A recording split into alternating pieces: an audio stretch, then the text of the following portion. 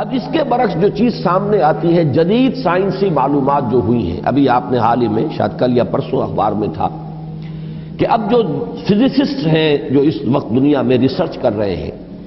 وہ ریسرچ ہو رہی ہے وہ پارٹیکلز پر، لائٹ پارٹیکلز جو شروع میں بالکل وجود میں آئے، بہت ہی چھوٹے، جن کا کوئی تصور آپ نہیں کر سکتے ان کے چھوٹے ہونے کے اعتبار سے۔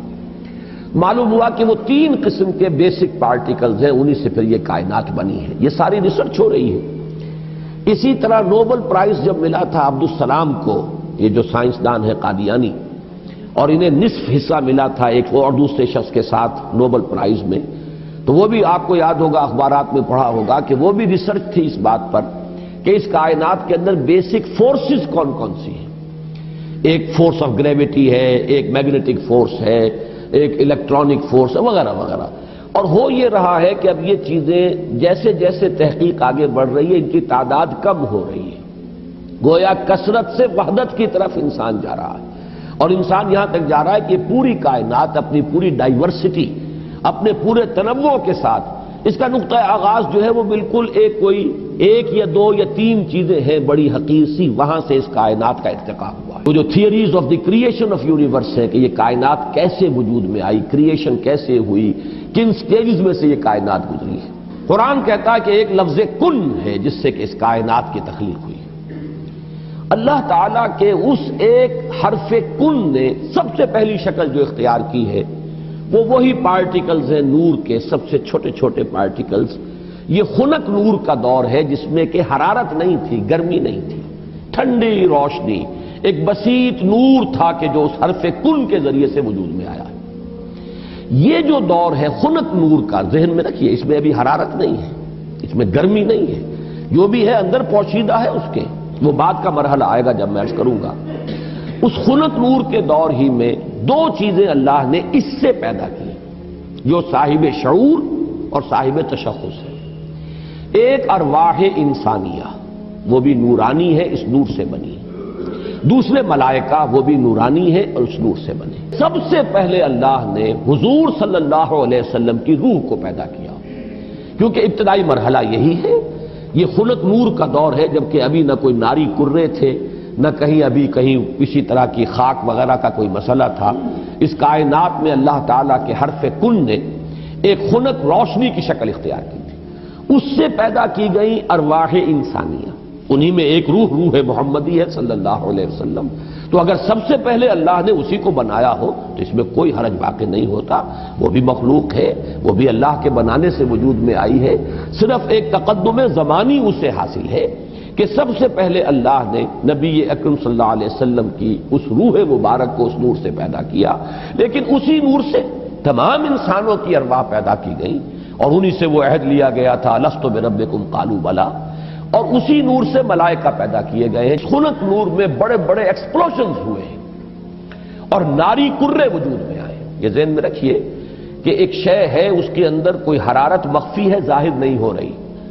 ایٹمز ہیں، ایٹمز کے اندر بہت بڑی انرجی ہے، ظاہر نہیں ہو رہی۔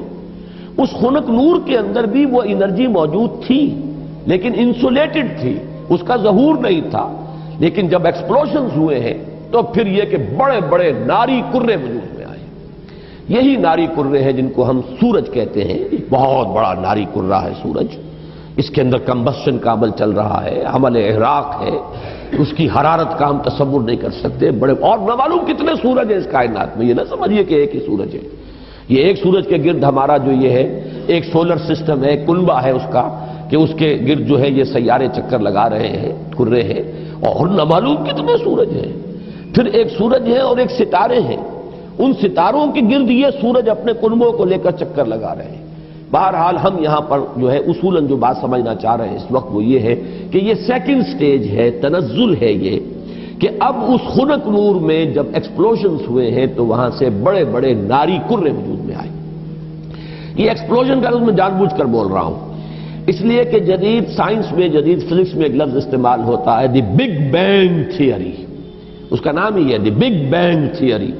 کہ ایسا معلوم ہوتا ہے کہ ایک وقت میں کوئی بہت بڑا دھماکہ ہوا جس سے کائنات وجود میں آئی۔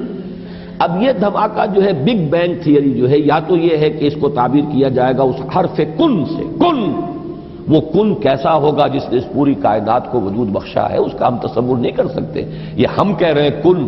لیکن اللہ کا وہ کلام جب صادر ہوا ہو اور حکم ربی امر کن جو ہے اس کی کیا کیفیت ہوگی، تو یا تو بگ بینگ جو ہے یا تو اس سے تعبیر کیا جائے، اور یا یہ کہ جو یہ ایکسپلوژنز ہوئے ہیں اس خنک نور نے جو ناری کروں کی شکل اختیار کی ہے، تو یہ بگ بینگ ہے، یہ دھماکہ ہے۔ یہ دور ہے کہ جس میں اس آگ سے اللہ نے تیسری مخلوق پیدا کی۔ میں نے اب پہلے دو کر دیے نا، نور سے دو مخلوق، انسانی ارواح اور ملائکہ۔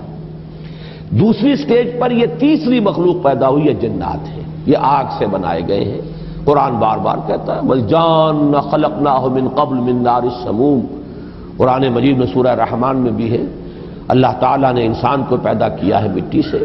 لیکن یہ کہ انسان کو بنایا ہے آگ کی لپٹ سے۔ بار بار آیا ہے یہ مضمون تو قرآن مجید میں، اور جنوں کا معاملہ جو ہے،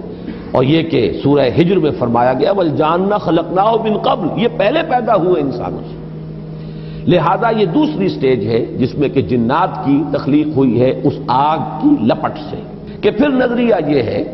کہ یہ جو بڑے بڑے ناری کرے تھے، یہ جب تیزی کے ساتھ حرکت میں تھے تو ان سے کچھ حصے ٹوٹ ٹوٹ کر ان سے علیحدہ ہوئے اور انہی کے گرد چکر لگانے لگ گئے۔ یہ ہے در حقیقت ان سورج کے گرد جو یہ سیارے وجود میں آئے ہیں، یہ کرے جو ہیں۔ پھر یہ ٹھنڈے ہونے شروع ہوئے، اور ان میں جب ٹھنڈا ہوا ہے وہ ناری کرہ، تو اوپر جو ہے کرسٹ آیا، راکھ، جیسے انگارے کے اوپر راکھ آ جاتی ہے، راکھ ٹھنڈی ہوتی ہے، اندر انگارہ موجود ہے، ذرا سی راکھ ہٹ جائے اگر اور آپ کی انگلی جو ہے اس انگارے کو ٹچ کر جائے تو جلے گی،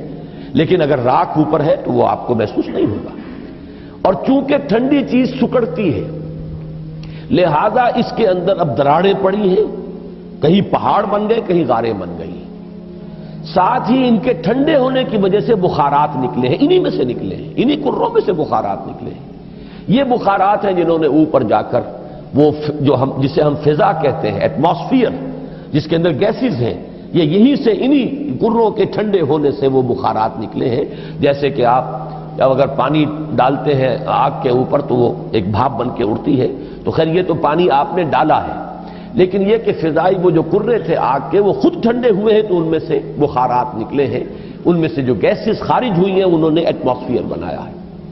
پھر اس ایٹماسفیرک چینجز وہاں ہوئی ہیں کہ اس میں گیسز تھیں، ہائیڈروجن بھی، آکسیجن بھی، وہاں پانی بنا ہے، بجلی کے بڑے بڑے جب ہوئے ہیں ان کے اندر تو اس سے پانی بنا ہے، اور پھر دھواں دھار بارش برسی ہے۔ اب جو ہمارے ہاں یہ جو اعداد آتے ہیں، لاکھوں برس تک بارش ہی برستی رہی، نتیجہ یہ ہوا کہ جو جگہیں نشیبی تھی ان میں پانی بھر گیا، سمندر وجود میں آ گئے۔